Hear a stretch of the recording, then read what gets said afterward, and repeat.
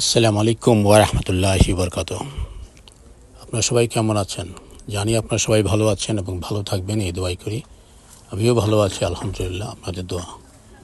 তারপর চলে আসলাম বাগানে, সাথে সাথে মিস্টার চিরও চলে আসে। সেও আমাদের সাথে গার্ডেনে থাকাটা পছন্দ করে। তবে আজকে দেখবো কতক্ষণ সে থাকে। সেদিক থেকে ওদিক এদিক থেকে সে শুধু শিকারে ধান্দা থাকে, কখন একটা ভোমর আসবে বা কখন একটা মশা আসবে, তাকে থাপ্পড় দিবে, তারপর তাকে খাবে। কি সুন্দর করে থাপ্পড় মারে, আর থাপ্পড়েই ভোমর বলেন আর মাছি বলেন এক থাপ্পড়েই নিচে পড়ে যায়। তখন তাকে সুন্দরভাবে ধরে খেয়ে ফেলে। যখন খেয়ে ফেলে তখন তো সে খুব হ্যাপি থাকে, কিন্তু তারপর তার খাবার যেগুলো আছে সেই খাবারগুলো সে খেতে চায় না। এই জন্য তাকে খুব কন্ট্রোলে রাখি। যদি বাইরে আসে এখন বর্তমানে, তাইলে আর কোনো কিছু শিকার করতে দেয় না। ঠিক আছে, আসো বসো ঘুরো ঘাড়ো, বাট কোনো কিছু শিকার করতে পারবে না, কোনো কিছু মারতেও পারবে না, কোনো কিছু খেতেও পারবে না। এখন সে চুপচাপ বসে থাকে। যদি কিছু ভ্রমণ আসে, যদি কান টান খাড়া করে ধমক দিলেই চেরি বাস ম্যাও করে আবার তার জায়গায় সে চলে যাবে। খুব ভালো লাগে, কিন্তু সবসময় তার দিকেই খেয়াল রাখতে হয়, কারণ যে কোনো সময় সে লাফ মারতে পারে ধরার জন্য। আর লাফ মারতে গিয়ে তো আমার গাছের উপর পড়বে।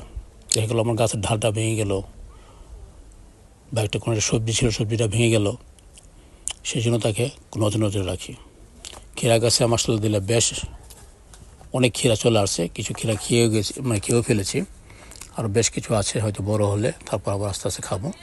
শশা গাছ আছে, শশা গাছের শশা আর ক্ষীরা গাছ সেম টেস্ট।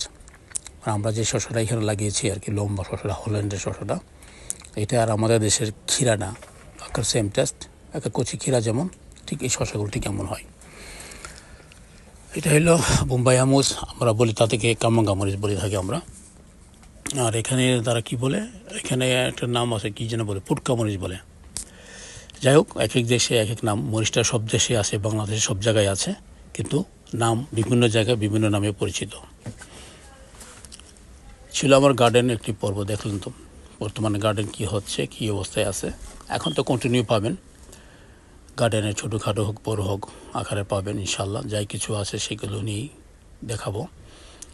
দেখেন কি পরিমাণ টমেটো একটা গাছেতে আছে, প্রায় 7 থেকে 8 কেজি।